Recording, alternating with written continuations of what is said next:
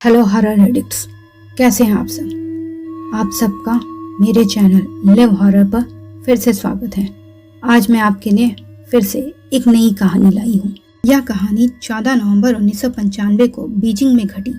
आधी रात को बस number 375 yuan Ming yuan bus terminal से बाहर निकली। यह रात की आखिरी बस थी। इसका डेस्टिनेशन जियांग शान फ्रेग्रेंट हिल्स था। बस में ड्राइवर और एक फीमेल कंडक्टर थे। रात बहुत ठंडी थी और तेज हवा चल रही थी। यह समर पैलेस के बगल में साउथ गेट पर जाकर रुकी। जब दरवाजे खुले तो 4 यात्री चढ़े। एक बूढ़ी औरत, एक यंग कपल और एक लड़का।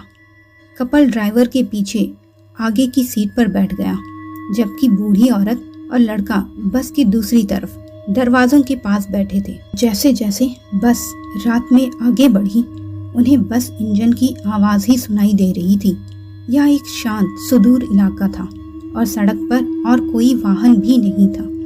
थोड़ी देर बाद ड्राइवर ने सड़क के किनारे 2 परछाइयों को देखा जो बस की ओर हाथ हिला रही थी।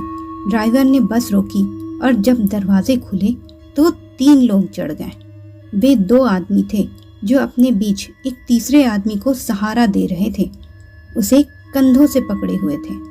बीच में बैठा आदमी अस्त व्यस्त दिख रहा था और उसका सिर झुका हुआ था, इसलिए कोई उसका चेहरा नहीं देख सकता था।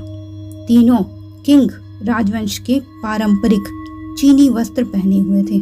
उनके चेहरे मुर्दों की तरह पीले थे। बस में सवार अन्य यात्री उन लोगों को देखकर डरे हुए थे और एक दूसरे को घबराहट से देख रहे थे, क्योंकि ड्राइवर ने बस को सड़क पर आगे बढ़ा दिया था।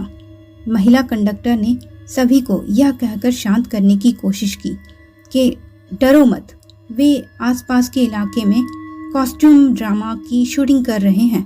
एक्टर हो सकते हैं, हो सकता है कि वे काम के बाद नशे में हों और कपड़े बदलने भूल गए हों। बूढ़ी औरत बार बार पीछे की ओर घूमकर उन तीनों अजनबियों को देख रही थी जो बस में पीछे बैठे थे।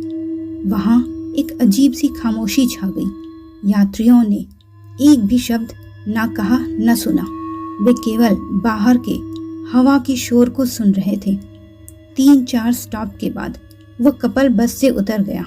बस ड्राइवर और महिला कंडक्टर बातें कर रहे थे और हंस रहे थे।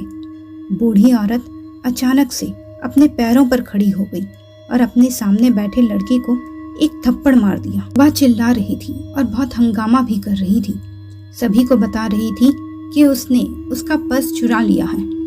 लड़का भी खड़ा हो गया और उससे बहस करने लगा, लेकिन उस बूढ़ी औरत ने उसका कॉलर पकड़ लिया और ड्राइवर से कहा कि वह उन्हें अगले स्टॉप पर ही उतार दे ताकि वह उसे पुलिस स्टेशन ले जा सके। लड़का हैरान रह गया। बस ड्राइवर और कंडक्टर ने उन्हें समझाने की बहुत कोशिश की, पर वो कुछ भी सुनने को राजी नहीं थी। आखिरकार उन्हें बस रोकनी ही पड़ी। जब बस रुकी तो बूढ़ी औरत ने लड़के को बाहर खींच लिया और उन्होंने देखा कि बस रात के अंधेरे में गायब हो गई है। तब उस बूढ़ी औरत ने राहत की सांस ली।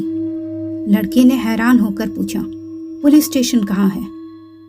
कोई पुलिस स्टेशन नहीं है यहाँ। बूढ़ी औरत ने जवाब दिया, मैंने अभी अभी तुम्हारी जान बचाई है। क्या? तुमने मेरी जान कैसे बचाई? लड़के ने हैरान होकर पूछा। वे तीनों लोग भूत थे। बूढ़ी औरत ने जो जवाब दिया उससे लड़के के पैरों के नीचे से जमीन हिल गई। जब वे बस में चढ़े, मुझे उनके बारे में डाउट हो रहा था, इसलिए मैं उन्हें पीछे मुड़कर देखती रही। फिर ऐसा हुआ कि खिड़की से हवा जोर से बही और इसने उनके लंबे लबादों को ऊपर उठा दिया और मैंने देखा कि उनके पैर ही नहीं थे। लड़के ने आश्चर्य से उस बूढ़ी औरत को देखा। उसे अब पसीना आने लगा था। वह कुछ नहीं बोल पाया। उस बूढ़ी औरत ने पुलिस को फोन किया और उन्हें बताया जो कुछ भी उसने देखा था। अगले दिन बस 375 स्टेशन पर रिपोर्ट करने नहीं पहुंची। वह ड्राइवर और महिला कंडक्टर के साथ गायब हो गई थी। पुलिस ने पूरे शहर की तलाशी ली, लेकिन उनको कोई सुराग नहीं मिल सका।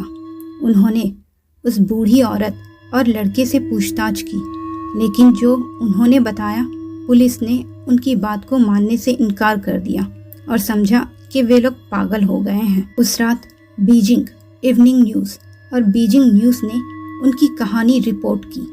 बूढ़ी औरत और लड़के दोनों का इंटरव्यू लाइव दिखाया गया।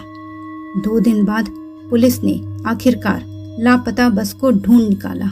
यह फ्रेग्रेंट हिल से लगभग 100 किलोमीटर की दूर मियोन रिजर्वायर में डूबी हुई थी। बस के अंदर उन्हें 3 बुरी तरह से सड़ी हुई लाशें मिली। बस ड्राइवर, बस कंडक्टर और एक अनजान आदमी की। इस मामले के इर्द गिर्द कई अन्य रहस्य थे। बस मियोन रिजर्वायर तक जाने के लिए पर्याप्त गैस लेकर ही नहीं गई थी। जब पुलिस ने टैंक खोला तो पाया कि उसमें खून भरा हुआ था। हालांकि शव गायब होने के 2 दिन बाद ही मिल गए थे, लेकिन वे बहुत बुरी तरह से सड़ चुके थे। भले ही गर्मी का मौसम हो, लेकिन सड़ने की प्रक्रिया इतनी जल्दी नहीं हो सकती थी।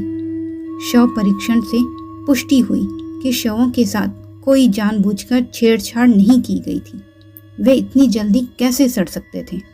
पुलिस ने मियोन रिजर्वायर की ओर जाने वाली हर एंट्री गेट्स पर लगे सीसीटीवी का निरीक्षण किया, पर उन्हें वहां बस जाती हुई किसी में भी नहीं दिखी।